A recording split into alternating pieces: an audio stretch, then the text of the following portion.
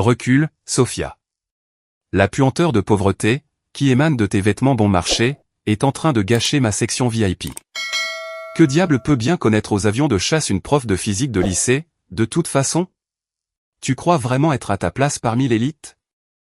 Marcus, mon beau-frère millionnaire, a repoussé mon bras, me regardant comme si j'étais un déchet collé à sa chaussure. Ma propre sœur se tenait à côté de lui, cachant un sourire narquois derrière sa main manucurée. Debout dans la chaleur étouffante de la base de l'armée de l'air, j'ai enfoncé mes mains profondément, dans les poches de ma veste militaire effilochée. J'ai serré le badge en métal froid, caché à l'intérieur, jusqu'à ce que mes jointures blanchissent. Il me rabaissait impitoyablement, totalement ignorant du secret bouleversant que j'avais enfoui, il y a 12 ans. À la seconde exacte où il a ordonné à ses gorilles de la sécurité de me jeter dehors, une explosion assourdissante a déchiré le ciel. Un F-22 Raptor s'est enflammé, tournoyant sauvagement, totalement hors de contrôle. Un SOS désespéré a hurlé dans les haut-parleurs de la base, « Mayday, j'ai perdu le contrôle ». Tandis que mon beau-frère, si puissant et arrogant, plongeait sous une table de buffet, gémissant comme un chien battu, je suis resté parfaitement immobile. J'ai regardé cette machine de mort, valant plusieurs millions d'euros, chuter vers la terre à près de 1300 km/h. J'ai su qu'il était temps pour le fantôme de sortir de l'ombre. Je me suis retourné, j'ai marché droit vers la salle de commandement centrale, j'ai claqué une carte d'accès noire classifiée Top Gun sur le bureau du commandant, et j'ai craché 3 mots, dégagez la piste. Avant de vous raconter ce qui s'est passé ensuite, prenez une seconde pour aimer et vous abonner, mais seulement si cette histoire vous parle. Faites-moi savoir dans les commentaires d'où vous regardez, et quelle heure il est chez vous en ce moment. 30 minutes avant que le ciel ne se déchire, le soleil du Nevada s'affairait à cuire l'asphalte, le transformant en un gâchis scintillant et collant. La base aérienne de Nelly était coupée en deux par une épaisse corde de velours rouge, traçant une ligne dure entre deux Amériques totalement différentes. D'un côté, les gradins publics, une mer de civils en sueur, de hot-dogs bon marché, et la puanteur accablante du plastique fondu et de la sueur corporelle. De l'autre côté, le pavillon VIP. Des tentes en toile blanche, le tintement des flûtes de cristal glacé, l'odeur écœurante et sucrée de l'eau de Cologne Tom Ford, et la crème solaire haut de gamme, qui tranchait avec les lourdes vapeurs du carburant Jetta. Je me tenais là, englouti par la foule. Du côté poussiéreux de la barrière. Les cheveux tirés en un chignon négligé, une veste vert olive délavée, et une paire de baskets usées, couvertes de la poussière du désert. Je ne regardais pas les expositions d'avions statiques, comme les touristes ébahis autour de moi. Mes yeux étaient fixés sur l'horizon, suivant la couverture nuageuse, faisant les calculs. Vent du nord-est, 15 nœuds, courants ascendants thermiques roulant sur les montagnes. Une météo de vol parfaite. J'étais tellement concentré, que je ne me suis pas préparé lorsqu'un homme costaud, portant un soda géant, a trébuché sur une chaise pliante. Son épaule a percuté mon dos violemment. J'ai trébuché vers l'avant, mes bottes heurtant le bord du trottoir, et j'ai percuté de plein fouet la corde de velours de la section VIP. Avant même que je puisse retrouver mon équilibre, une main a jailli et a attrapé mon poignet. Des ongles durs en acrylique se sont enfoncés profondément dans ma peau, écorchant la surface. « Qu'est-ce que tu fous ?» J'ai levé les yeux. C'était Chloé, ma sœur aînée. Elle a tiré mon bras, le visage tordu par un pur dégoût. « Regarde-toi, portant ce véritable haillon en public. Je t'avais dit de rester à la maison, Sophia. On dirait une sans-abri. » Elle a gardé la voix juste assez basse pour éviter un scandale, mais assez forte pour que les deux femmes d'entrepreneurs de la défense, debout derrière elle, puissent entendre chaque mot venimeux. Je n'ai pas retiré mon bras. Je l'ai simplement fixé. Je ne ressentais rien. C'était un engourdissement tactique, que j'avais perfectionné au cours d'une vie entière à subir exactement ce traitement. Marcus s'est avancé à côté d'elle, ajustant les poignets de son costume sur mesure. Le type avait gagné des millions en vendant des pièces de drone hors de prix à l'armée, et il portait son arrogance comme un insigne bon marché. Il m'a jaugé de haut en bas, la lèvre supérieure retroussée. « Éloigne-toi du périmètre, Sophia », a ricané Marcus, balayant l'air de la main, comme s'il chassait un chien errant. Je finalise un énorme contrat de défense aujourd'hui. Je ne peux pas laisser mes associés voir la sœur de ma femme ressembler à un cas social. C'est mauvais pour l'image. Juste derrière lui, assise sur une chaise pliante rembourrée, se trouvait Evelyne, sa mère. Elle n'a même pas pris la peine de me regarder. Elle a simplement remonté un foulard en soie sur son nez. Bon Dieu, Marcus, dis-lui de reculer. On peut littéralement sentir le logement social sur elle. J'ai serré la mâchoire. J'étais professeur dans une école publique. Je vivais dans un appartement d'une chambre, corrigeant des copies de physique jusqu'à minuit, pour joindre les deux bouts. Je ne vivais pas dans un logement social, mais pour eux, tout ce qui n'était pas un quartier résidentiel sécurisé, était un bidonville. Puis est venu le vrai coup de poignard. Et le chat, regardez qui s'est pointé. Tyler, mon neveu de 22 ans. Il s'est frayé un chemin jusqu'à la corde, tenant un iPhone 15 Pro sur un stabilisateur. L'objectif de la caméra a été poussé à quelques centimètres de mon visage. Dites bonjour à ma tante ratée, les gars, Harry Tyler, parlant directement à son live sur TikTok. Elle est prof de physique au lycée, elle est probablement là pour essayer de comprendre comment la gravité fonctionne avec un salaire de prof alerte spoiler, ça vous maintient tout en bas. Quelques personnes dans la tente VIP ont réellement ricané. J'ai fixé le téléphone. Le téléphone que je lui avais acheté. Il y a 2 ans, lorsque Marcus lui a coupé les vivres pour avoir échoué à l'université, Tyler avait débarqué à mon appartement en pleurant. J'avais vidé mon maigre compte d'épargne pour payer ses frais de scolarité. Je lui avais acheté ce téléphone exact, pour qu'il ne se sente pas exclu en cherchant du travail. Maintenant, il l'utilisait pour gagner en popularité, en humiliant publiquement la seule personne qu'il avait réellement sorti d'affaires. La trahison ne m'a pas fait pleurer. Elle m'a rendu froide, glaciale. Je ne lui ai pas crié dessus. Je ne me suis pas défendu. J'ai simplement laissé le bruit me submerger. Ma main droite s'est glissée au fond de la poche de ma veste élimée. Le bout de mes doigts calleux a effleuré un morceau de métal lourd et tranchant, une broche en argent en forme d'aile de pilote. Je l'ai serré. Je l'ai serré jusqu'à ce que le bord pointu et acéré de l'étoile métallique entaille mon index. Une perle de sang chaude a perlé sur ma peau. La douleur physique aiguë me ramenait à la réalité. Elle gardait la rage enfermée dans une petite boîte insonorisée, au fond de ma poitrine. J'ai lentement détourné les yeux de l'écran du téléphone de Tyler, et j'ai regardé le ciel vide. Marcus a interprété mon silence comme de la soumission. Il le faisait toujours. Tu te ridiculises, a sifflé Marcus. Il a claqué des doigts, regardant par-dessus son épaule. Sécurité, sortez-la de là, tout de suite. 2 agents de sécurité privés en tenue tactique sont sortis de derrière la tente, les yeux fixés sur moi. Le plus grand, un type au crâne rasé et au cou plus épais qu'un tronc d'arbre, s'est précipité en avant. Son lourd gant de cuir s'est abattu brutalement sur mon épaule. Sa poigne était impitoyable, ses doigts épais s'enfonçant profondément dans ma clavicule. Il s'est appuyé de tout son poids, prêt à me traîner physiquement hors de l'asphalte, pour me jeter sur le parking comme un sac poubelle. Il n'en a jamais eu l'occasion. Un son, semblable à celui de la Terre s'ouvrant en deux, a violemment fracturé l'air de l'après-midi. Ce n'était pas une explosion classique. C'était le crissement métallique écœurant d'une défaillance structurelle. Le son a vibré jusque dans les semelles de mes baskets usées. Il a fait claquer les plombages de mes dents. C'était un bruit qui signifiait la mort. Le garde a tressailli, sa poigne s'est relâchée instantanément alors que son instinct de survie prenait le dessus, et il s'est baissé. Je ne me suis pas baissé. J'ai levé la tête. Directement au-dessus de nous, un F-22 Raptor à 100 millions d'euros était en train de se disloquer. Une énorme boule de feu a jailli de l'aile gauche, arrachant les panneaux métalliques. Une épaisse fumée noire et grasse s'est vomie dans le ciel bleu et dégagée du Nevada, tachant les nuages. L'avion en perdition est parti dans une vrille violente et incontrôlée, basculant sous son propre poids mort. Puis est venue la voix, un cri paniqué et désespéré, déchirant le système de sonorisation de la base. La fréquence d'urgence était reliée directement au haut-parleur. Mayday, Mayday, le moteur 2 est mort. Je n'ai plus aucun contrôle.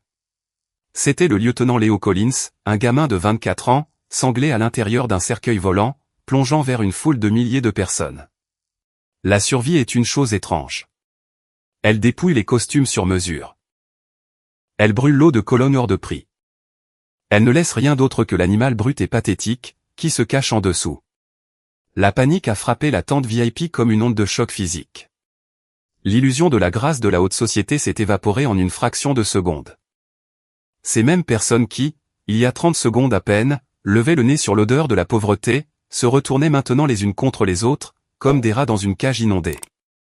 Marcus Vance, l'entrepreneur millionnaire de la défense, qui prêchait sur le leadership en entreprise aux informations télévisées, a complètement perdu la tête. Tout le sang a déserté son visage, laissant un masque d'une pâleur maladive. Il a poussé un cri guttural et aigu, qui ressemblait à celui d'un enfant effrayé. Il n'a pas cherché sa femme. Il n'a pas cherché son neveu. Il s'est retourné pour courir, ses chaussures en cuir italien ciré glissant follement sur le champagne renversé et la glace fondante. Directement sur son chemin de fuite se trouvait sa mère, Evelyne. La femme de 65 ans qui venait d'utiliser un foulard en soie pour bloquer mon odeur, tendait les mains, terrifiée, figée sur place par le bruit. Marcus n'a pas hésité. Il a planté ses grandes mains fermement sur les épaules de sa propre mère, et l'a violemment poussée sur le côté pour dégager son passage. Evelyne a heurté violemment le tapis rouge. Elle a crié de douleur, lorsque sa hanche a percuté le pied métallique d'une chaise, son foulard en soie s'en mêlant autour de son visage. Alors que la foule déferlait littéralement sur elle, Chloé a trébuché sur le lourd ourlet de sa robe de créateur, tombant en avant, sur les mains et les genoux, dans la saleté. Elle a rampé à quatre pattes comme un animal paniqué, avançant aveuglément sur des flûtes en cristal brisé. Ses ongles en acrylique hors de prix se sont cassés, et ont saigné contre le béton rugueux. Et Tyler, le dur à cuire d'Internet, le chasseur de buzz qui venait de me coller une caméra au visage, a fait tomber son téléphone à 1000 € sur l'asphalte. L'écran en verre s'est brisé en une toile d'araignée de fissures. Il a plongé sous une table de buffet, tirant une nappe en lin blanc sur sa tête. Il s'est roulé en une petite boule serrée, en serrant ses genoux contre sa poitrine, gémissant bruyamment sous la table.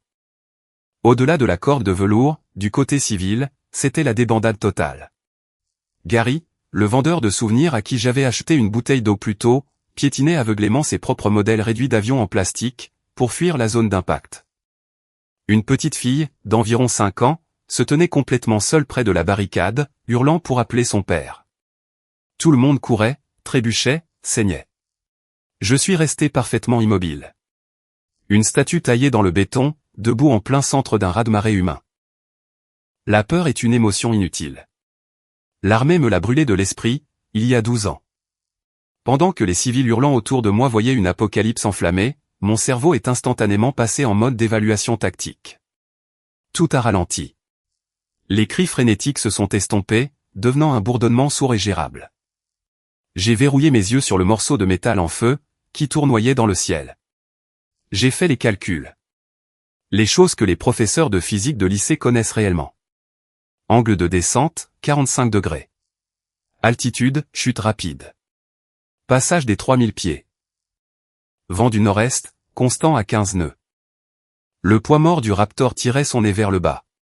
Pris dans un décrochage aérodynamique inéluctable. La trajectoire était une condamnation à mort mathématique. Il n'allait pas heurter les plaines désertiques vides. Le cisaillement du vent le poussait en plein centre, vers les tribunes. Des centaines de personnes allaient être réduites en cendres. J'ai roulé mes épaules en arrière. Ma mâchoire s'est serrée fort. Mes pupilles se sont contractées face à l'éblouissement violent et aveuglant du soleil. Le fantôme qu'ils avaient essayé d'enterrer 12 ans plus tôt, était complètement réveillé. Je tournais les talons. Je n'ai pas fui avec le troupeau de moutons. J'ai commencé à marcher dans la direction exactement opposée, droit vers la zone d'impact, droit vers la tour de commandement centrale, une zone restreinte. La foule a percuté mes épaules, me bousculant violemment, hurlant à mes oreilles de courir. Je les ai ignorés.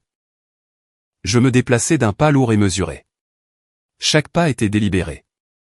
Chaque respiration était calculée. L'épaisse ligne rouge de sécurité, peinte sur l'asphalte, était une frontière stricte, lourdement gardée par la police militaire. Aucun civil ne dépassait ce point. Habituellement, la franchir sans habilitation fédérale, signifiait un coup de crosse dans les dents, et un aller simple pour une prison fédérale. Je m'en fichais. J'ai gardé les yeux fixés sur les lourdes portes en acier du centre de commandement. J'ai enjambé une bouteille de champagne cassée. J'ai enjambé le téléphone brisé de Tyler. J'ai continué à marcher. La pointe de ma basket usée a touché l'épaisse ligne rouge. Avant que je puisse transférer mon poids et faire le pas suivant, un sifflement faible et venimeux est venu de la saleté, juste derrière moi. Marcus avait rampé sous une table pliante. Son costume Tom Ford hors de prix était couvert de boue épaisse, et de salades de pommes de terre renversées. Il tremblait violemment, se serrant la poitrine. Mais son ego fragile et pathétique, ne pouvait pas supporter de me voir marcher la tête haute, pendant qu'il rampait dans la crasse comme un lâche. Il a levé les yeux vers ses 2 agents de sécurité privés, qui étaient figés par la panique à proximité. Il a pointé un doigt tremblant, couvert de saleté, vers mon dos. Attrapez-la, a suffoqué Marcus, la voix épaisse de dépit et de peur. Attrapez cette folle. Le G hurlait. 30 000 livres de poussée, s'étouffant dans son propre feu, déchirant le ciel. On pouvait sentir la chaleur intense du moteur en feu irradier jusqu'au trottoir, se mélangeant au soleil étouffant du Nevada. L'air avait le goût du carburant brut et du cuivre. Et pourtant, par-dessus le rugissement assourdissant d'un F-22 mourant, je l'ai entendu. Marcus. Il était toujours à 4 pattes dans la saleté, recroquevillé sous une table de buffet. Il pointait un doigt tremblant, taché de moutarde, dans mon dos. Son visage était violet. Il transpirait abondamment à travers son col sur mesure. Non pas parce qu'un gamin de 24 ans était sanglé dans un cercueil volant, à peine à 2000 pieds au-dessus de nos têtes. Non. Marcus était terrifié à l'idée de perdre son chèque. Elle va tout gâcher, a hurlé Marcus à son service de sécurité privée, la voix se brisant comme celle d'un adolescent paniqué. Mes contrats de défense sont dans cette tour. Attrapez cette clocharde, avant qu'elle ne fasse un scandale. De derrière une tente en toile effondrée, Chloé a jeté un coup d'œil. Sa robe de créateur était déchirée à l'ourlet. Elle n'a pas levé les yeux vers le ciel. Elle ne se souciait pas du pilote. Elle a regardé la police militaire armée qui se tenait à 50 mètres de là, puis a pointé un ongle en acrylique parfaitement manucuré directement sur moi. Elle est folle, a crié ma propre sœur, la voix perçante, désespérée de prendre ses distances avec moi. Elle fait un épisode psychotique, maîtrisez-la. J'ai senti un œuf froid se serrer dans mon estomac. En Amérique, hurler que quelqu'un fait une dépression nerveuse devant des hommes armés en tenue tactique, est un bon moyen de faire abattre cette personne. Cela leur donne le feu vert pour utiliser la force létale. Ma propre chair, mon propre sang. Elle était tout à fait prête à me faire mettre une balle dans le dos, juste pour sauver la face devant ses amis du country club. Les 2 entrepreneurs militaires privés n'ont pas hésité. Ils étaient massifs. Des coups de taureau épais, des gilets tactiques noirs, des lunettes de soleil enveloppantes. Probablement d'anciens flics, ou des soldats d'infanterie ratés, qui avaient trouvé un meilleur salaire en protégeant des lâches d'entreprise. Ils m'ont regardé, et ont vu une cible facile. Une prof d'école publique d'âge moyen, dans une veste effilochée. Le premier garde a couvert la distance en 3 longues enjambées. Il a tendu un lourd gant de cuir, visant à m'attraper par la nuque, et à m'écraser le visage contre l'asphalte. Il a fait une erreur fatale. Il a supposé que j'étais une civile. Je n'ai pas réfléchi. Je n'ai pas paniqué. La mémoire musculaire, forgée dans le sang, le sable et des zones de combat classifiées il y a 12 ans, a pris le dessus. J'ai abaissé mon centre de gravité, m'enfonçant bas sur mes hanches. Alors que sa main épaisse s'abattait sur mon col, j'ai fait un pas à l'intérieur de son allonge. Ma main gauche a jailli, attrapant son poignet épais. Ma main droite s'est verrouillée fermement sous son coude. J'ai pivoté d'un coup sec. Je n'ai pas seulement plié son bras. J'ai totalement hyperextensionné l'articulation, au-delà de sa limite mécanique naturelle, en poussant tout le poids de mon corps vers le bas à travers son coude. Crac. Cela a sonné comme une branche d'arbre sèche et épaisse, que l'on brise sur un genou. Le bruit écœurant du cartilage qui se déchire, et de l'os qui se brise, a tranché net à travers la panique ambiante de la foule. L'entrepreneur de 250 livres a poussé un gémissement aigu. Ses genoux ont lâché instantanément. Il s'est écrasé lourdement sur le goudron brûlant, serrant son bras ruiné, haletant pour trouver de l'air. Une sueur froide a perlé sur son visage, alors que son corps entrait en état de choc immédiat. Le deuxième garde s'est arrêté net. Sa main planait nerveusement au-dessus de son étui. Il a regardé son partenaire se tordre de douleur dans la poussière, puis a plongé son regard dans mes yeux. Quoi qu'il ait vu en retour, cela lui a fait lever lentement les mains. Il a fait un pas délibéré en arrière. Un homme intelligent. J'ai reporté mon attention sur Marcus. Il avait rampé hors dessous la table de buffet, essayant de se lever, et de sauver ce qui lui restait de dignité en tant que chef d'entreprise. Sa luxueuse veste de costume Tom Ford traînait dans la crasse, tachée de nourriture renversée et de peur. J'ai réduit la distance avant qu'il ne puisse se redresser sur ses pieds. J'ai levé ma basket usée et couverte de poussière, et je l'ai plantée en plein centre sur le revers de sa veste sur mesure, plaquant violemment sa poitrine contre le trottoir brûlant. Il a halté, le souffle complètement coupé. Il m'a regardé.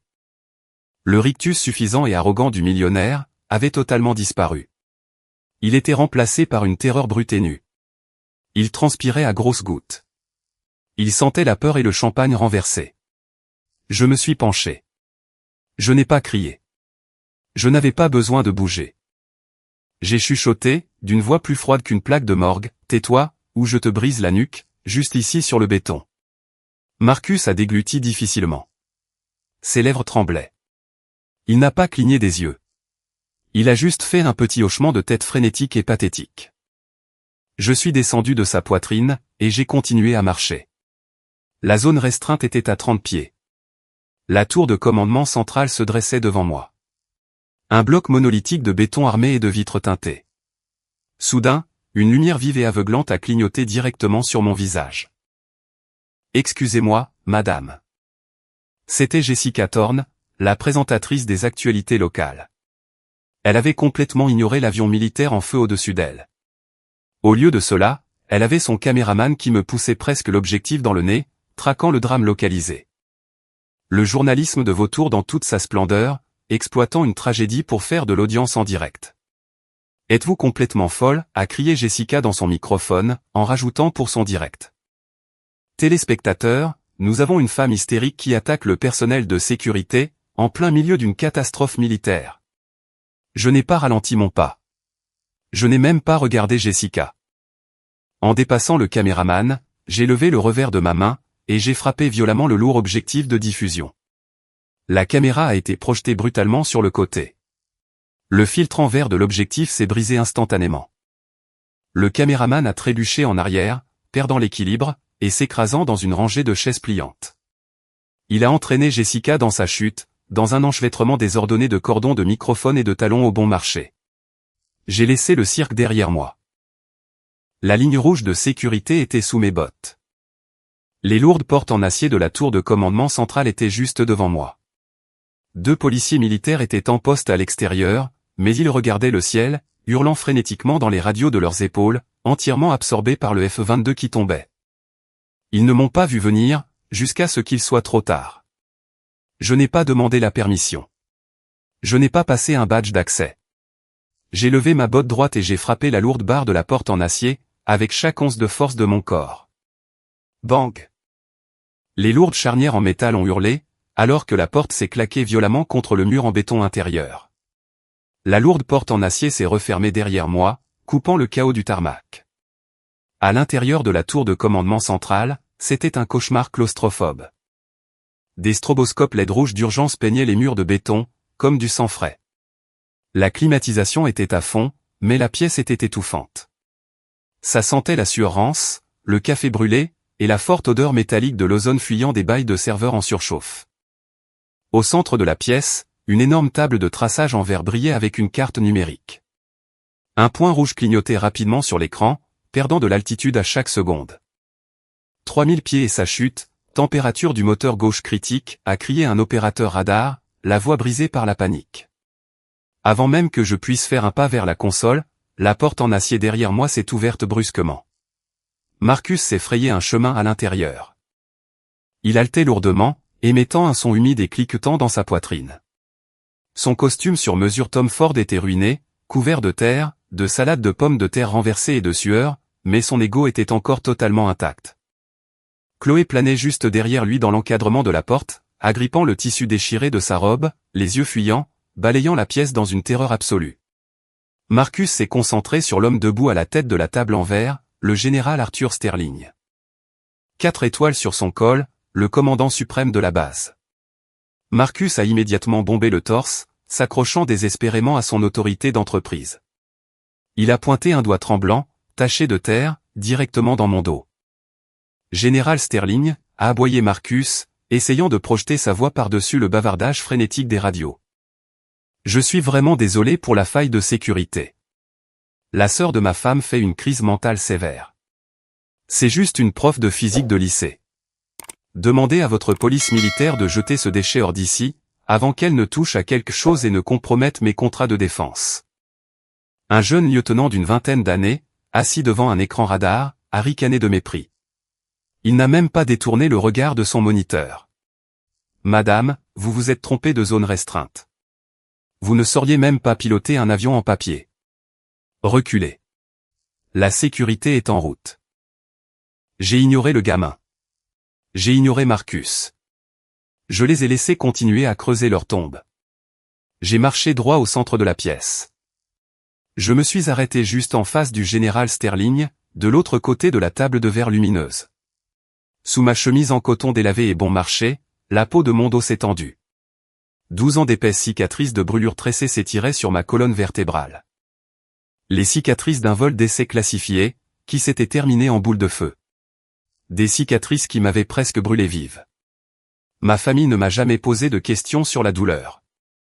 Ils n'ont jamais demandé pourquoi j'avais disparu dans un hôpital militaire pendant 2 ans. Ils ne jugeaient que les vestes bon marché et trop grandes, achetées en friperie, que je portais pour cacher la défiguration. Pour eux, j'étais juste une ratée qui n'avait pas les moyens de s'offrir de belles choses. J'ai glissé la main dans la profonde poche intérieure de cette veste bon marché. Mes doigts calleux se sont refermés sur une lourde boîte en métal noir mat.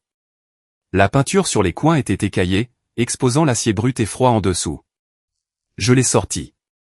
Je l'ai soulevé à exactement un pouce au-dessus de la table de traçage en verre. Je l'ai claqué violemment. Clac.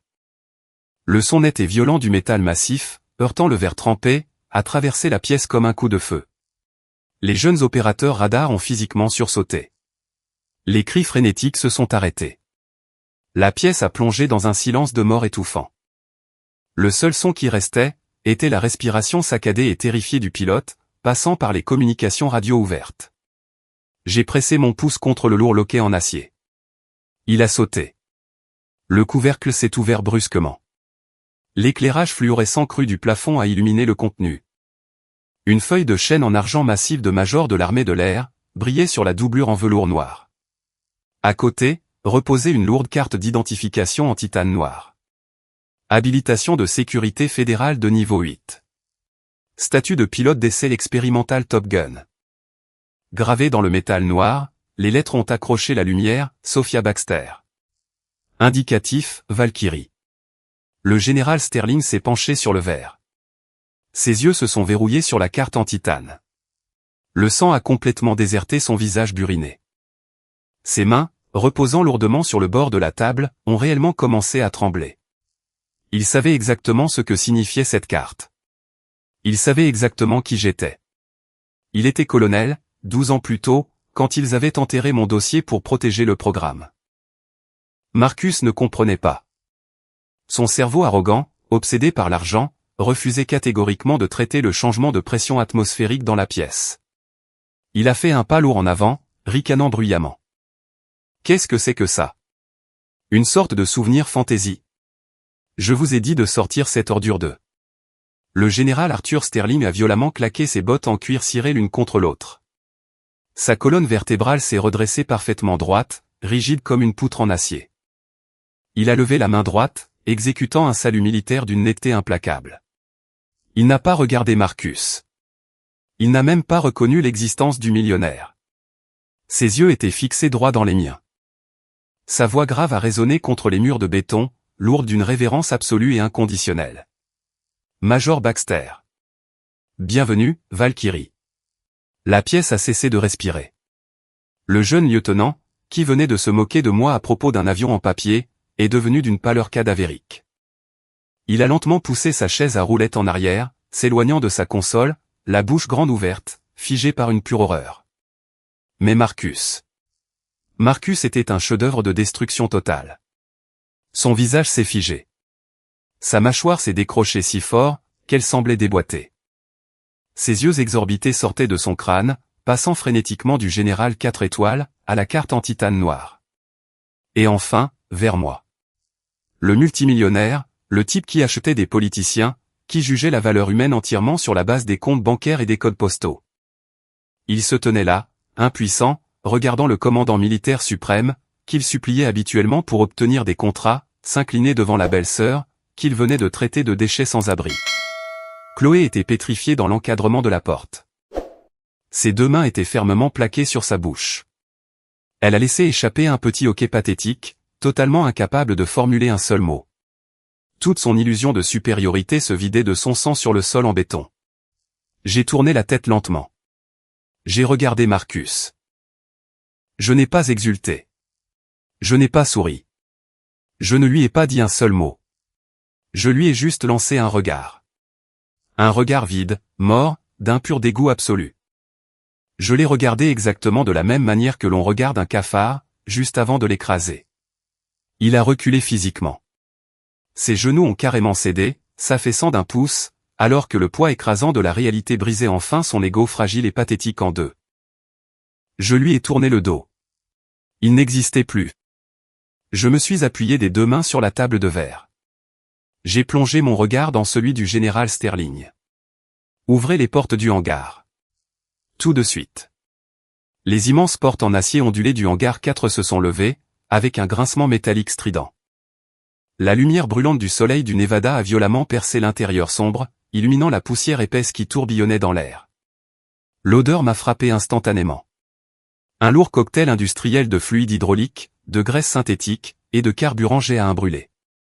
Pour la plupart des gens, c'était une puanteur étouffante. Pour moi, ça sentait la maison. J'ai marché vite. Mes enjambées étaient longues, dévorant le sol en béton taché d'huile. J'ai retiré ma veste de friperie effilochée, et je l'ai jetée sur une pile de caisses d'expédition en bois, sans ralentir mon rythme. Derrière moi, traînant les pieds comme une file de zombies confus et terrifiés, venait la famille Vance. Ils m'avaient suivi hors du centre de commandement, trop effrayés pour rester dans la tour, trop choqués pour s'enfuir. J'entendais les semelles hors de prix de leurs chaussures en cuir italien, et rafler le béton rugueux. Est-ce qu'elle sait vraiment comment piloter cette chose énorme, a chuchoté Evelyne. Sa voix tremblait, se brisant sous le poids de sa propre ignorance.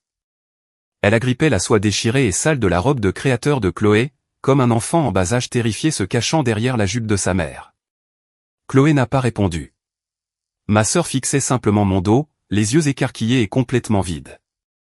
Tyler trébuchait à leur côté. Ses deux mains étaient vides, pendant inutilement le long de son corps, tremblant de manière incontrôlable. Sans un écran de téléphone à 1000 € derrière lequel se cacher, il n'était plus un dur à cuire arrogant d'Internet. Il n'était plus qu'un gamin effrayé, dans un monde très réel et très dangereux. Et Marcus. Il se tenait derrière eux, son costume Tom Ford ruiné battant légèrement dans le courant d'air du hangar ouvert. Il a levé les yeux vers l'énorme avion militaire, complètement muet. Le millionnaire, qui venait d'essayer de me faire jeter dans la poussière comme un déchet, était maintenant forcé de me regarder prendre les commandes d'une arme qu'il ne pourrait même pas acheter. Sa mâchoire bougeait silencieusement, mais aucun son n'en sortait. J'ai ignoré le poids mort qui traînait derrière moi. Mes yeux étaient fixés sur le F-22 Raptor de réserve, situé en plein centre de la baie. Un bloc d'avion élégant et dentelé, en métal gris absorbant les ondes radar. Une machine à tuer qui attendait d'être réveillée. L'équipe au sol s'activait. Un flot chaotique de gilets verts de piste, de protecteurs auditifs jaunes, et de lourdes boîtes à outils en acier. Ils étaient jeunes. La plupart d'entre eux étaient probablement au collège, la dernière fois que je me suis assise dans un cockpit. Un chef d'équipe paniqué m'a lancé une combinaison anti-jet et un casque de vol. Je n'ai pas pris la peine de me changer pour enfiler une combinaison de vol. J'ai enfilé les lourdes jambières anti-gravité restrictives, directement par-dessus mon jean bon marché, et j'ai frappé l'échelle d'embarquement en métal. C'est là que je l'ai entendu. Le caporal Daniel Brox, à peine 20 ans, tenant un presse-papier de contrôle pré-vol, me regardant comme si j'étais une mauvaise blague. Il s'est penché vers un mécanicien travaillant sur la jambe de force du train d'atterrissage avant. « Tu te moques de moi » a murmuré Brox, sa voix portant clairement par-dessus le gémissement des générateurs auxiliaires. Ça fait 12 ans qu'elle n'a pas touché un manche. Ses réflexes sont totalement fossilisés. C'est une civile. Elle va faire tuer ce gosse. J'ai atteint le bord du cockpit. J'ai passé ma jambe par-dessus le rebord, et je me suis laissé glisser dans le lourd siège éjectable. J'ai attrapé les épaisses sangles en nylon du harnais à 5 points. Clic, et mes mains ont cessé de bouger. Je ne lui ai pas crié dessus. Je ne me suis pas défendu. Je n'ai pas gaspillé ma respiration à expliquer les milliers d'heures que j'avais passées à effectuer des manœuvres de haute voltige classifiées, avant même qu'il ne sache conduire une voiture. J'ai simplement tourné la tête lentement. J'ai fixé le caporal Brox depuis le cockpit. J'ai levé la main, et j'ai abaissé la visière teintée sombre sur mes yeux. À travers ce verre teinté, je ne ressemblais plus à une prof de lycée fauchée. Je ressemblais à la grande faucheuse. J'ai verrouillé mon regard sur lui, projetant 12 ans de rage tactique refoulée et froide, directement dans son crâne. C'était l'aura d'un prédateur, une autorité absolue et impitoyable, forgée en survivant à des choses qui lui auraient fait mouiller son pantalon. Brox s'est figé. Le presse-papier en métal a glissé d'un pouce dans ses mains. Il a dégluti difficilement, la couleur désertant complètement son visage. Les murmures se sont arrêtés instantanément. Toute l'équipe au sol a gardé un silence de mort, réalisant soudainement qu'il ne regardait pas une relique. Il regardait un tueur. Je me suis retourné vers la console centrale, mes mains étaient floues de vitesse. Des réflexes fossilisés. Mes doigts ont frappé les interrupteurs à basculer les écrans numériques avec une vitesse de mémoire musculaire violente, qui ne nécessitait aucune pensée consciente. Groupe de puissance auxiliaire engagé. Écrans principaux en ligne. En exactement 15 secondes, j'ai forcé la machine froide et morte à un état de préparation au combat, entièrement armée. J'ai tiré le lourd masque à oxygène en caoutchouc sur mon visage. L'odeur clinique et forte de l'air comprimé a rempli mes poumons, lavant la puanteur du tarmac. La radio s'est activée. Un cri aigu, mêlé de parasites, a déchiré mon casque, suivi immédiatement par le son d'une respiration lourde et paniquée. Ça chute. Oh mon Dieu, je ne peux pas le retenir. Le manche est mort. Le lieutenant Léo Collins. Sa voix se brisait, écrasée par la force G extrême d'une vrille à plat. Les sirènes d'avertissement d'altitude hurlaient à l'intérieur de son cockpit, saignant lourdement sur les communications ouvertes. J'ai appuyé sur le bouton de transmission radio sur la manette des gaz. Je n'ai pas offert de réconfort. Je n'ai pas fait de discours d'encouragement. J'ai lâché une lourde enclume de fer, directement sur sa panique. Écoutez-moi, lieutenant, ai-je craché, la voix plate, tranchante et autoritaire. Ici Valkyrie. Vous allez arrêter de paniquer. Vous ferez exactement ce que je vous dis, quand je vous le dis, et je vous ramènerai à la maison. Accusé réception. Il y a eu une fraction de seconde de silence absolu. La force brute de l'ordre a tranché net à travers le chaos dans son cerveau. Reçu, a bégayé Collins, sa respiration s'accrochant. Reçu, Valkyrie. La lourde verrière en verre s'est fermée, me scellant à l'intérieur de l'espace étouffant. Le monde extérieur, les mécaniciens, le hangar, la pathétique famille Vance tremblante qui m'observait depuis la Terre, tout cela a été complètement effacé. L'affichage tête haute a pris vie. Une lueur verte vive et dure a illuminé mon visage, dans les ombres sombres du cockpit. J'ai saisi le manche à balai. Le plastique moulé et lourd s'emboîtait parfaitement dans ma paume calleuse. Ma mâchoire s'est serrée jusqu'à ce que mes dents me fassent mal. J'ai regardé droit à travers le verre épais de la verrière, vers le ciel bleu brûlant au-dessus du désert. J'ai perdu 12 ans, ai-je chuchoté au cockpit vide, un serment de sang fait directement au ciel. Je ne perdrai absolument pas une autre vie. J'ai poussé violemment les doubles manettes des gaz vers l'avant. Les deux moteurs du Raptor se sont allumés avec un rugissement à faire trembler la terre, déchirant violemment le silence du hangar. La double post-combustion s'est enclenchée. 35 000 livres de poussée explosive brute ont frappé ma poitrine. La force G écrasante a plaqué ma colonne vertébrale, complètement à plat, contre le siège éjectable. Les lourdes vessies de ma combinaison anti-G se sont violemment gonflées autour de mes mollets et de mes cuisses, se serrant fort, forçant le sang à remonter vers mon cerveau pour que je ne m'évanouisse pas. Mon avion s'est arraché du tarmac. J'ai tiré le manche en arrière avec force, creusant un trou droit vers le ciel du Nevada. Je n'ai pas pris la peine de regarder vers le bas. Je savais exactement ce qu'il y avait là, dans la poussière. Marcus, Vance, Chloé, Tyler, levant les yeux, la bouche grande ouverte. Tout leur sale argent de la défense, tout leur faux statut de country club, tous leurs vêtements sur mesure. C'était absolument inutile là en bas. Ils pensaient posséder le monde. Ici haut, l'argent n'achetait pas la gravité. J'ai dépassé les 3000 pieds en quelques secondes. Droit devant, tracé sur mon viseur tête haute, se trouvait le lieutenant Leo Collins. Son F-22 était un animal mourant. Une épaisse fumée noire et huileuse s'échappait du carter du moteur gauche. Des flammes orange vif léchaient les panneaux en titane, décollant la peinture absorbant les radars, directement du fuselage.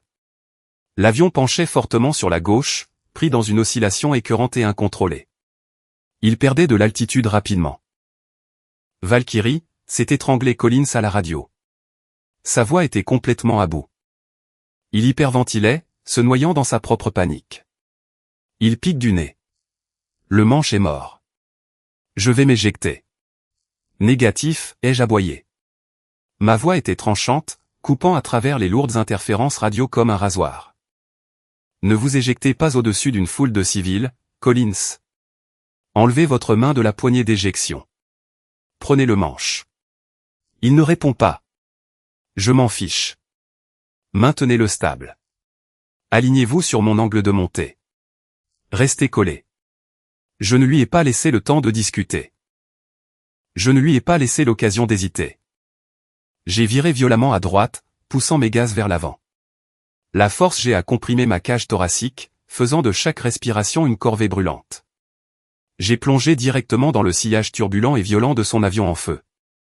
Les turbulences ont percuté mon fuselage comme un train de marchandises. Mon F-22 a tremblé violemment. Le manche a rué dans ma main calleuse, se battant contre moi. La chaleur irradiante de son moteur en feu a littéralement cuit le verre renforcé de ma verrière. Je pouvais sentir la température monter en flèche dans mon cockpit. J'avais un goût de cuivre et d'oxygène rance au fond de la gorge. Je perds de la portance, a crié Collins. Je vous tiens, ai-je répondu. J'ai réduit l'écart. 50 pieds, 20 pieds, 10. Cela s'appelle le couplage aérodynamique, elle contre elle. C'est une manœuvre théorique, hautement classifiée, qu'il n'enseigne absolument pas à l'académie.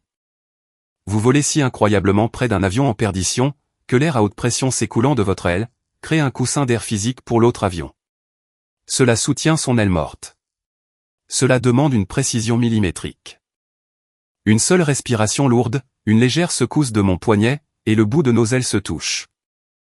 À cette vitesse, un simple contact signifie que nous nous transformons instantanément, tous les deux, en une boule de feu en plein vol, faisant pleuvoir du titane en feu sur les personnes exactes que j'essayais de sauver. J'ai poussé le manche d'une fraction de pouce vers la gauche. Le bout de nos ailes s'est aligné à 8 pieds d'écart. La lourde vibration gémissante de ma carlingue s'est soudainement atténuée. L'aérodynamique s'est verrouillée. L'onde de haute pression de mon aile droite s'est glissée directement sous l'aile gauche endommagée de Collins. Son avion a subi une secousse, a accroché le coussin d'air invisible, et s'est stabilisé. Ouah, a soufflé Collins dans la radio. La pure panique dans sa voix a été remplacée par une incrédulité totale et stupéfaite. J'ai un angle d'attaque. Nous sommes à plat. Gardez vos mains fermes sur ce manche, lieutenant. Ne luttez pas contre ma traînée. 12 ans. Pendant 12 ans, je m'étais assise dans un appartement exigu, à corriger des copies de physique de lycée. 12 ans à écouter Chloé me traiter de raté. 12 ans à voir Marcus me regarder comme un cas social. Il m'avait dit que ma vie était finie. Il m'avait dit que j'étais inutile. Mes doigts faisaient des micro-ajustements sur le manche, corrigeant le cisaillement du vent, m'adaptant au poids mort massif de son moteur calciné. Ce n'était plus de la science. C'était une pure mémoire musculaire brute. En bas, dans la poussière, toute la base aérienne était figée. Jessica Thorne, la présentatrice du journal local, qui venait d'ordonner à son caméraman de filmer ma dépression nerveuse, se tenait sur l'asphalte dans un silence complet. Son caméraman avait son objectif pointé directement vers le ciel, diffusant l'impossible. Les mécaniciens qui avaient chuchoté que mes réflexes étaient fossilisés. Les policiers militaires qui étaient sur le point de me mettre une balle dans le dos. Les VIP d'élite et snobs qui avaient ri de ma veste usée. Ils se tenaient tous là, la bouche complètement fermée, regardant une classe de maîtres. Ils regardaient la femme fauchée, aux allures de clochard qu'ils avaient essayé de jeter dehors, porter physiquement sur son dos une machine de guerre à 100 millions d'euros. 2 avions verrouillés ensemble, dansant sur le fil du rasoir à 400 miles à l'heure. Soutenir un avion mourant et en feu, ressemble beaucoup à soutenir une famille toxique. Vous portez tout le poids mort. Vous prenez toute la chaleur, pendant qu'il reste là à récolter les lauriers. Si vous avez déjà été celui qui maintient tout ensemble, pendant que tout le monde autour de vous s'effondre, rendez-moi service. Appuyez sur le bouton j'aime, abonnez-vous à la chaîne, et écrivez les mots « Je porte le poids » dans les commentaires, tout de suite. Faites-moi savoir que je ne vole pas en solo, ici. J'ai réduit lentement les gaz, nous guidant tous les deux dans un large virage balayant, pour nous aligner avec la piste principale. Très bien, Collins, ai-je dit, les yeux balayant l'affichage tête haute. Nous sommes alignés, on sort les trains d'atterrissage à 3. 1. 2. Bang. Un claquement mécanique lourd et écœurant a résonné dans mon casque. Instantanément, le nez du F-22 de Collins s'est violemment incliné vers le bas. Un épais liquide hydraulique a giclé dessous son fuselage, recouvrant ma verrière d'une brume huileuse aveuglante. Le coussin d'air invisible s'est complètement effondré. Valkyrie, a hurlé Collins.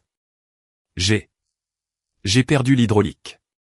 Le manche vient de mourir complètement. Je n'ai plus rien. La gravité a arraché son avion de mon aile. Il est tombé comme une pierre, le nez de son Raptor en feu pointant droit vers la piste en béton. Les voyants d'alarme principales dans mon cockpit clignotaient en rouge, de manière si stroboscopique, qu'ils se confondaient en un mur solide de panique. L'altimètre tournait à l'envers, vomissant des nombres plus vite que mon cerveau ne pouvait les traiter. 2000 pieds, 1500, 1000. Directement en dessous de moi, le lieutenant Collins était piégé dans un piquet mortel. L'hydraulique de son F-22 avait entièrement disparu. La lourde carcasse en titane n'était plus un avion de chasse de pointe. C'était une brique de métal enflammée de 30 tonnes, tombant droit vers le béton. Je ne peux pas le tenir, a hurlé Collins à la radio. Sa voix a déchiré les lourds parasites, complètement vidés par la peur. Ça brûle. La chaleur est à l'intérieur du cockpit. Je tire la poignée. Retirez votre main de cet anneau d'éjection, Collins, ai-je rugi. Je n'ai pas utilisé un ton maternel apaisant. Je l'ai frappé avec un ordre d'une force brutale et directe. Si vous tirez cette poignée à cet angle, vous vous propulsez directement dans la terre. Prenez le manche. Il est mort. Je m'en fiche. Maintenez-le au centre. En bas, sur la piste de vol. La base entière était plongée dans un silence de mort. Dans la tour de commandement centrale, le général Sterling se tenait au-dessus de la table de traçage en verre, la mâchoire si serrée que ses dents étaient probablement en train de se fissurer. À l'extérieur, se tenant au bord de la barricade, un capitaine de l'armée de l'air à la retraite, âgé de 60 ans, nommé Richard Hay, a baissé ses jumelles. Des larmes traçaient des sillons nets à travers la poussière sur son visage. C'est elle, a marmonné et aux aviateurs figés à côté de lui. C'est vraiment elle. Même la famille Vance avait arrêté de courir. Ils étaient blottis près des tentes médicales. Marcus frissonnait, son costume Tom Ford ruiné collant à son dos trempé de sueur. Il ne priait pas pour ma sécurité. Il était terrifié.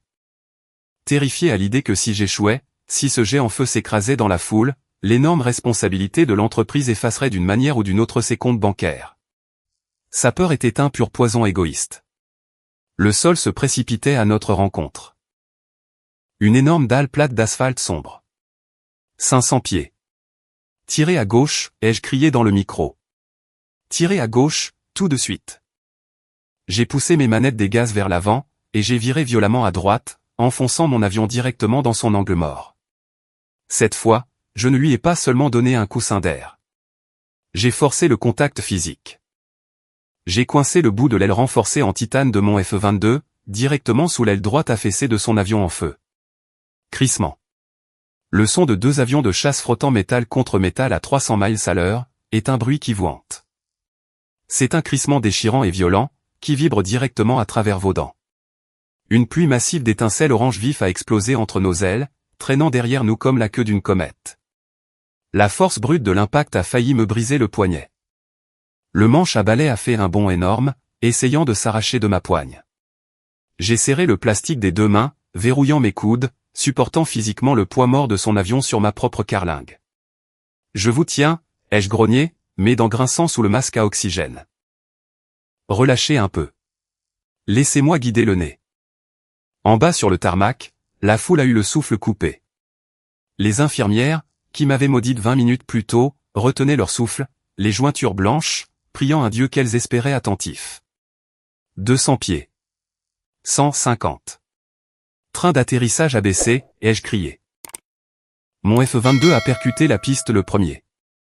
Les lourds pneus en caoutchouc ont heurté l'asphalte, hurlant de protestation. Un énorme nuage de fumée blanche a explosé de mon train d'atterrissage, alors que je martelais les pédales de palonnier, luttant pour garder l'avion parfaitement droit sur la ligne centrale.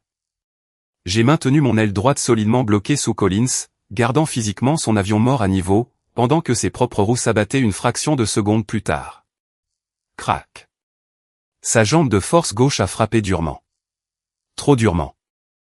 Le métal a gémi sous le poids extrême, mais a tenu. Frein. Frein au maximum, ai-je ordonné. Le crissement était assourdissant. L'odeur de caoutchouc brûlé et de plaquettes de frein calcinées a instantanément rempli le cockpit. Nous glissions. Deux énormes machines de guerre imbriquées l'une dans l'autre, traînant un lourd rideau noir de fumée sur des centaines de mètres le long de la piste. La force G m'a projeté violemment en avant contre mon harnais à 5 points, les épaisses sangles en nylon m'entaillant profondément les clavicules. Le bout de la piste approchait à toute vitesse. Les barricades rouges et blanches marquant la zone de dépassement devenaient inconfortablement grandes. J'ai pressé mes deux pieds à plat contre les pédales de frein, les enfonçant dans le plancher. Les lourds freins anti-blocage ont saccadé, agrippant et relâchant les pneus en rotation. Le nez de mon avion a plongé durement. Puis, le monde a cessé de bouger. Nous nous sommes arrêtés net, à exactement 50 pieds du bout de l'asphalte. Le seul son était le sifflement violent et en colère du moteur en feu de Collins. Avant même que je puisse ouvrir ma verrière, les camions de sauvetage nous ont envahis. Une demi-douzaine d'énormes camions de pompiers verts nous ont encerclés. Leurs tourelles à haute pression ont pulvérisé une épaisse mousse chimique blanche AFFF sur l'aile gauche en feu de Collins. Les flammes se sont étouffées et sont mortes en quelques secondes, ne laissant rien d'autre qu'un lourd nuage toxique de vapeur. Pendant 3 secondes, la base aérienne entière s'est retrouvée piégée dans un vide de silence de mort, absolu. Puis, la foule a explosé. Ce n'était pas un applaudissement poli de golf. C'était un rugissement brut et primitif. Des milliers de personnes, des civils, des mécaniciens, des pilotes, la police militaire, hurlant à plein poumon. Les gens pleuraient. Des inconnus s'étreignaient. Le son assourdissant du pur soulagement a secoué l'air du désert. Je n'ai pas applaudi. Je n'ai pas levé le poing. J'ai lentement levé la main et j'ai détaché mon masque à oxygène. Je l'ai laissé tomber contre ma poitrine. J'ai actionné l'interrupteur pour libérer la verrière. Le lourd dôme de verre a sifflé et s'est soulevé, laissant la chaleur brûlante du Nevada revenir dans le cockpit. L'odeur de mousse chimique et de caoutchouc brûlé était accablante. J'ai déclipsé mon harnais à 5 points. Mes mains tremblaient, non pas de peur, mais à cause de la décharge massive d'adrénaline qui s'écrasait sur mon système nerveux. J'ai pris une respiration lente et très profonde, forçant mon rythme cardiaque à redescendre à un niveau de base stable. Je me suis levé dans le cockpit. Les acclamations de la foule ont commencé à s'estomper. Le rugissement s'est fondu en un murmure grave et bourdonnant, puis s'est complètement arrêté. Des milliers d'yeux se sont verrouillés sur le cockpit de mon avion. Les mécaniciens, les généraux, les caméras de télévision, et la famille Vance. Ils retenaient tous leur souffle, fixant l'épaisse vapeur blanche du retardateur de flamme, attendant de voir exactement qui allait sortir. Je suis sorti du cockpit. La chaleur étouffante du Nevada m'a immédiatement frappé, un contraste saisissant avec le froid climatisé et trempé d'adrénaline du cockpit. Mes jambes pesaient une tonne. Les muscles de mes cuisses tremblaient violemment, totalement épuisés d'avoir combattu la force G écrasante. Mais j'ai verrouillé mes genoux. J'ai gardé le dos droit. J'ai descendu l'échelle d'embarquement en métal, mes bottes claquant lourdement contre les échelons en aluminium. La foule s'est écartée, laissant un large cercle d'asphalte vide entre moi et les avions fumants. Et, debout juste au bord de ce cercle, illuminé par les lumières rouges clignotantes des camions de pompiers, se trouvait la famille Vance. Marcus transpirait à travers son costume ruiné. Chloé serrait sa robe déchirée. Tyler me fixait, les yeux écarquillés et vides, comme s'il regardait un fantôme. Avant même que je puisse faire un pas vers eux, une voix lourde et autoritaire a coupé à travers le sifflement persistant de la mousse ignifuge. « Monsieur Vance !»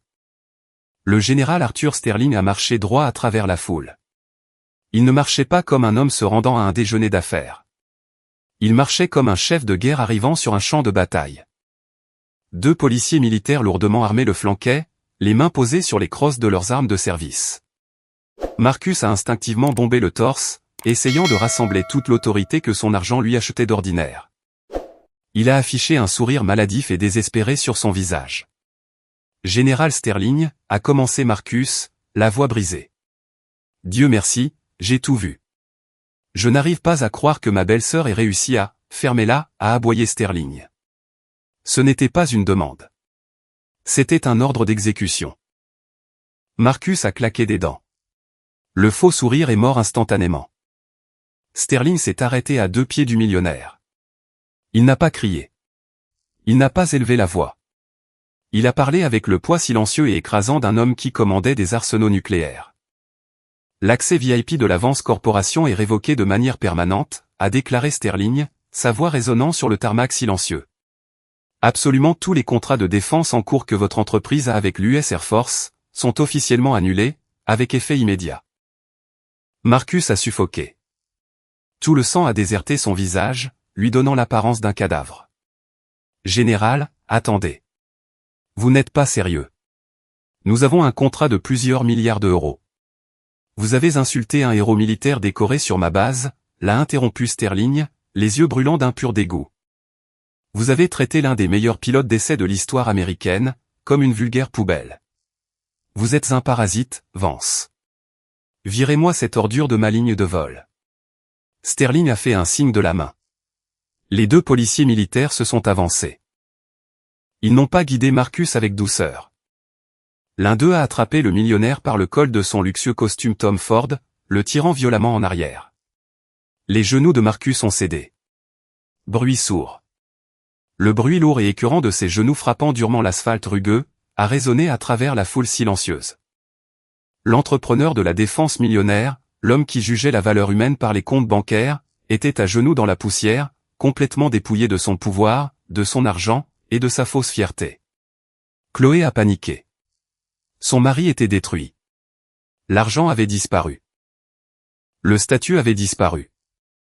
Elle a regardé frénétiquement autour d'elle, observant les dizaines de caméras d'actualité, et les centaines de téléphones portables pointés directement sur eux. Elle m'a vu marcher vers les tentes médicales. Chloé a couru en avant. Elle a bousculé un aviateur et a ouvert grand les bras. Des larmes coulaient sur son visage, ruinant son maquillage coûteux. Elle s'est composée un visage d'amour fraternel pur et désespéré, une comédie totale et complète, conçue pour sauver son image en direct à la télévision. Sophia, a pleuré Chloé, la voix tremblante d'une fausse émotion. Oh mon Dieu, Sophia, ma petite sœur. J'étais si inquiète. Je suis si fière de toi. Elle a tendu les bras, visant à m'attirer dans une étreinte serrée et hautement photogénique. Une étreinte qui dirait au monde, vous voyez, nous sommes une famille aimante. Nous n'avons pas simplement essayé de la faire jeter dehors comme un chien errant. Je n'ai pas ralenti mon rythme. Je ne me suis pas arrêté. Je n'ai pas tressailli. Je n'ai pas levé la main pour la repousser. J'ai simplement tourné la tête. Je l'ai regardée droit dans les yeux. J'ai lancé à ma propre chair et à mon propre sang, un regard si complètement dépourvu de chaleur, si totalement vide de toute connexion humaine, que cela l'a physiquement stoppé net. C'était le regard qu'un roi accorde à un cafard rampant sur le sol. Je n'ai pas dit un seul mot. Le silence est l'arme la plus lourde que l'on puisse utiliser contre un narcissique. Je suis passé juste devant elle, la laissant planter là, les bras grands ouverts, sanglotant devant 1000 témoins silencieux. Je suis passé devant Tyler, qui fixait son téléphone cassé sur le sol. Je suis passé devant Marcus, qui était traîné au loin par la police militaire, ses chaussures ruinées raclant pathétiquement l'asphalte. Je les ai laissés dans la saleté, exactement là où ils devaient être. J'ai fait 3 autres pas lourds et délibérés vers la tente médicale. Puis, l'adrénaline a finalement brûlé. La piste en béton s'est soudainement inclinée violemment vers la gauche. Les lumières clignotantes des camions de pompiers se sont floutées, en une tache écœurante de rouge et de blanc. Mes oreilles ont commencé à bourdonner, un gémissement aigu noyant le bruit ambiant de la foule. Mon genou droit a cédé. J'ai essayé de le verrouiller, mais le muscle a complètement failli. Le tribut physique de tirer 9G pendant 10 minutes pleines, a frappé mon corps de 42 ans comme un coup de marteau de forgeron. J'ai basculé en avant, l'asphalte rugueux se précipitant pour rencontrer mon visage. Avant que je ne touche le sol, des mains fortes ont attrapé les épaules de ma combinaison de vol. « Je vous tiens, Major », a dit une voix tranchante. C'était le docteur Emma Larson, le chirurgien de vol de la base. Elle m'a soulevé, glissant son épaule sous mon bras, supportant tout mon poids. Une paire d'infirmiers avec une civière courait déjà vers nous. La foule ne m'a pas prise d'assaut. Ils ne se sont pas bousculés en avant avec leur téléphone portable. Au lieu de cela, une chose étrange et belle s'est produite. Sans qu'un seul ordre ne soit donné, l'immense foule de civils, d'aviateurs et d'officiers s'est silencieusement écartée. Ils ont reculé, dégageant un chemin large et sans obstacle vers la tente médicale. Ils sont restés dans un silence absolu et respectueux, regardant le chirurgien de vol transporter le fantôme épuisé à travers le centre de la base. Quand j'ai finalement ouvert les yeux, la violence de l'après-midi avait complètement disparu. La lourde odeur étouffante de carburéacteurs brûlés avait été remplacée par l'odeur stérile de l'alcool à friction et du coton blanchi. La lumière dorée du soir se déversait à travers les stores horizontaux de la clinique médicale de la base, peignant les murs pâles dans des nuances profondes et calmes de l'orange. Quelqu'un m'avait enlevé ma lourde combinaison de vol trempée de sueur. Je portais un t-shirt en coton gris doux et bon marché. Le tissu était incroyablement léger contre ma peau fatiguée. Ma main droite a bougé par pur instinct, balayant à l'aveuglette la surface de la table de chevet en métal. Mes doigts ont effleuré un lourd morceau de métal froid. Je l'ai ramassé, ma vieille broche en argent d'aile de pilote. Le bord tranchant qui m'avait coupé le doigt plus tôt, reposait maintenant parfaitement à plat contre ma paume. Un petit bourdonnement sourd a rompu le silence. Mon smartphone fissuré était posé à côté du pichet d'eau. L'écran s'est allumé, vibrant agressivement contre la table en métal. C'était un texto de Chloé. La bannière de notification a clignoté sur l'écran verrouillé. « Chloé, Sophia, s'il te plaît, réponds. Marcus est en train de tout perdre. Ils ont gelé les comptes de l'entreprise. Les fédéraux lancent une enquête sur la rupture de contrat. S'il te plaît, parle simplement au général. Dis-lui que nous sommes une famille. Dis-lui que nous sommes désolés. » J'ai fixé les lettres lumineuses pendant exactement 2 secondes. Je n'ai pas ressenti de colère. Je n'ai pas ressenti un soudain élan de pitié fraternelle. J'ai simplement ressenti un sentiment absolu et écrasant d'épuisement, quand il s'agissait d'elle. Elle ne me contactait pas pour vérifier si j'avais une hémorragie interne due à la force G. Elle ne vérifiait pas si j'étais en vie. Elle me contactait parce que l'argent avait disparu. Elle voulait à nouveau utiliser mon sang, pour colmater les brèches de son compte bancaire. J'ai tendu la main, j'ai pris le téléphone, et je l'ai retourné face contre la table. Je n'ai pas bloqué son numéro. Je n'ai pas tapé un long paragraphe émotionnel sur la façon dont elle m'avait blessé. J'ai juste coupé le contact. L'écran est devenu noir contre le métal.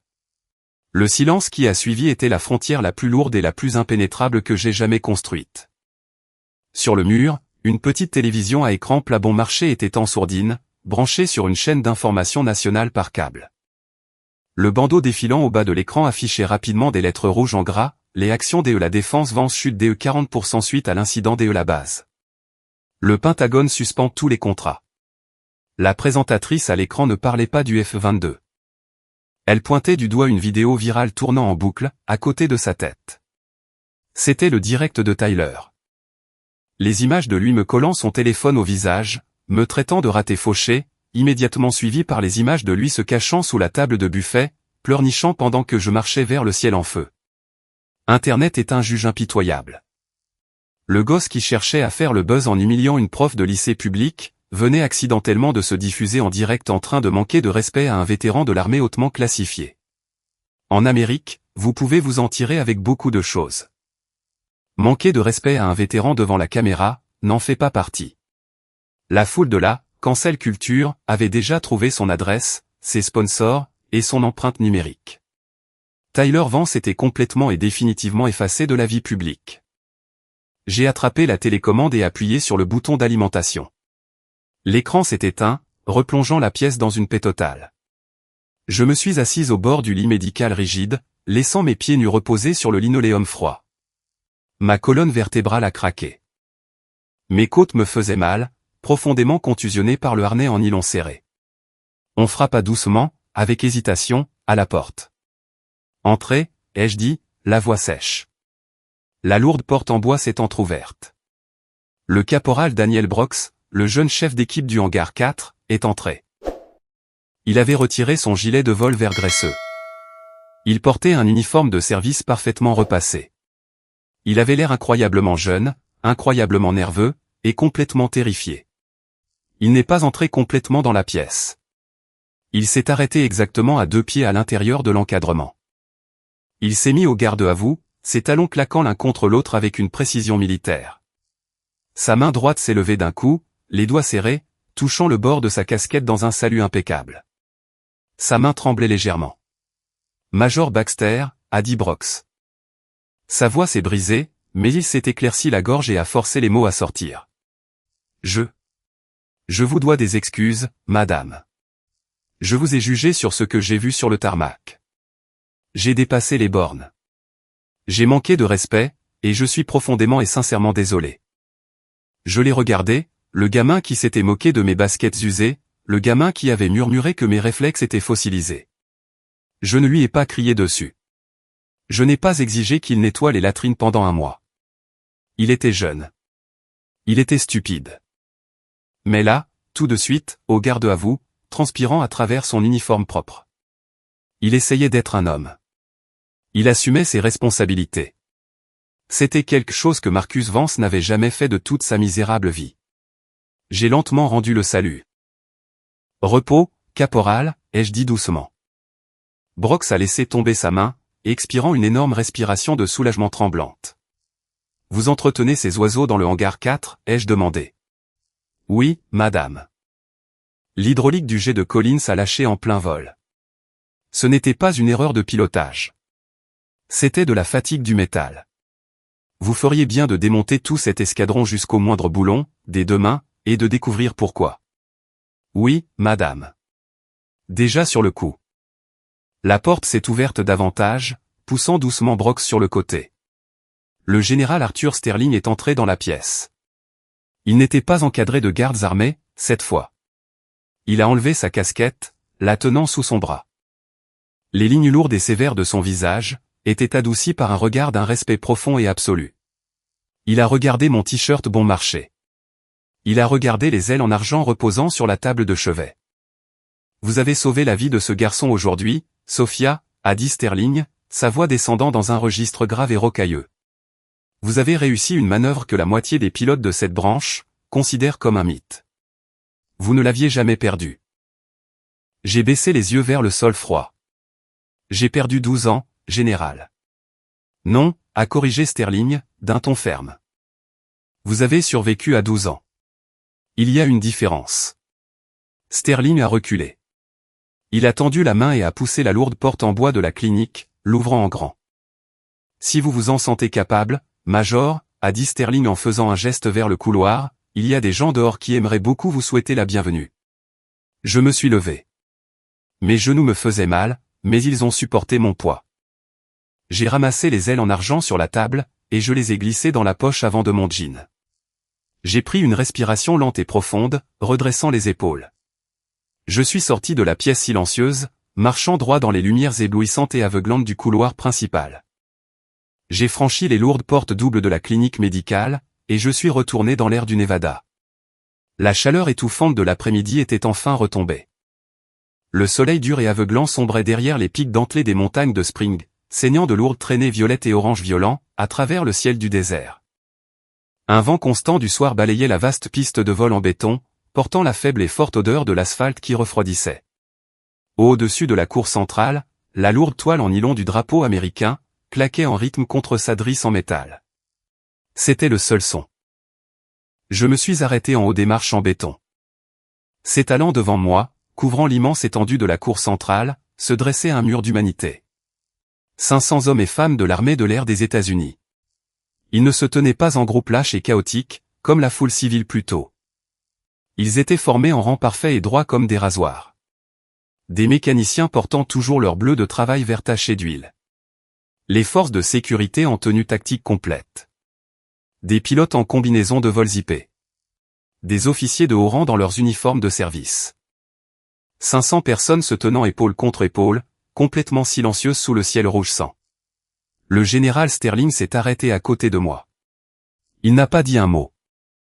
Il a juste balayé la formation du regard, puis a fait un signe de tête bref, presque imperceptible, au sergent-chef de commandement de la base qui se tenait devant la formation. Le sergent a pris une profonde inspiration. Sa voix a brisé le calme de la soirée, résonnant sur les hangars en béton. Groupe. Présenté. Armes. Ce n'était pas un mouvement dispersé et désordonné. C'était un claquement singulier et violent, d'une précision militaire absolue.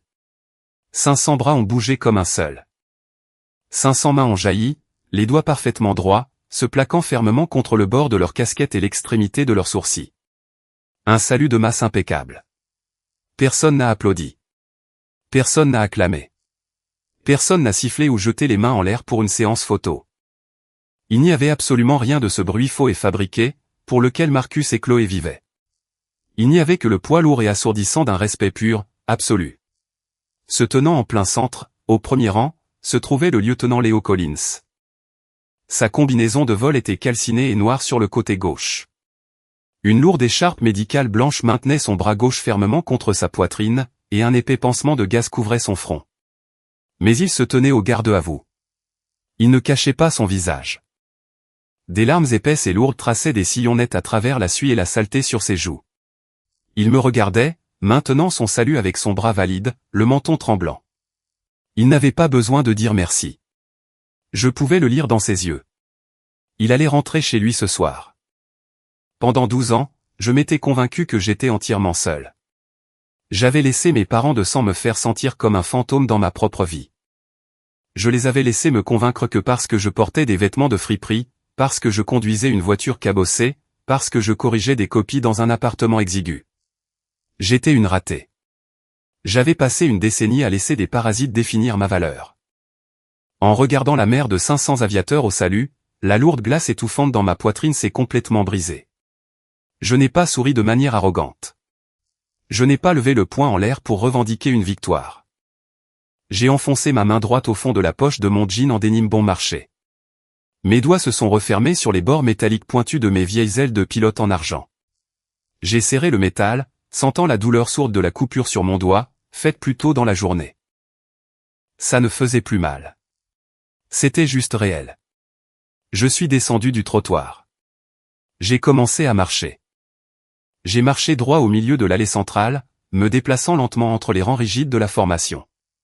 Les lourdes semelles en caoutchouc de mes baskets usées tapaient régulièrement contre le béton. J'ai regardé les visages des mécaniciens qui avaient chuchoté sur mon compte. J'ai regardé la police militaire qui avait failli me passer les menottes. J'ai regardé Collins. Ils n'ont pas rompu leur salut, jusqu'à ce que je les ai complètement dépassés. J'ai laissé la famille Vance dans la poussière, là où était leur place. Je ne me suis pas contenté de m'éloigner d'eux. Je me suis éloigné des 12 années de culpabilité et de honte, qu'ils avaient déversées sur mes épaules. Le sang ne fait pas une famille. Le sang n'est qu'un accident de la biologie. Le respect, le sacrifice, et le fait d'être présent quand le ciel vous tombe littéralement sur la tête. C'est ça qui construit une famille. J'ai continué à marcher vers la ligne de vol, le vent frappant mon visage, l'immense étendue de la piste s'étirant devant moi. Le ciel s'assombrissait. Mais pour la première fois en une décennie, je n'avais pas peur de la nuit. Le fantôme était mort. Valkyrie était réveillée. Et cela m'amène directement ici, à vous. Je ne sais pas qui a besoin d'entendre cela ce soir, mais votre valeur n'est pas déterminée par les vêtements que vous portez. Elle ne se mesure pas aux chiffres sur votre compte bancaire. Et elle n'est absolument pas définie par les personnes toxiques qui partagent votre nom de famille. Le vrai pouvoir ne consiste pas à parler fort dans une tente VIP. Le vrai pouvoir, c'est de garder le dos droit et l'esprit clair, quand le monde entier s'effondre autour de vous. Si vous avez déjà été la personne qui maintient tout ensemble dans l'ombre, si vous avez déjà pris les coups, fait le sale boulot et porté le lourd fardeau pour des gens qui n'ont même jamais pris la peine de dire merci. J'ai besoin que vous m'écoutiez. Vous n'êtes pas invisible. Vos sacrifices comptent. Et il est parfaitement acceptable de s'éloigner des personnes qui vous traitent comme une option. Je veux savoir qui se tient en formation avec moi aujourd'hui. Rendez-moi service. Faites défiler vers le bas, dès maintenant, et appuyez sur le bouton j'aime. Je veux que vous laissiez un commentaire avec ces mots exacts, je n'ai pas abandonné. Écrivez juste ça, je n'ai pas abandonné. Faites savoir au monde entier que peu importe à quel point ils ont essayé de vous enterrer, vous marchez toujours. Si cette histoire a résonné en vous, appuyez sur le bouton s'abonner. Partagez ceci avec quelqu'un qui mène une bataille silencieuse, et qui a besoin qu'on lui rappelle sa propre force. Merci d'avoir écouté. Gardez les yeux vers le ciel. Je suis Valkyrie, et je vous verrai à la prochaine.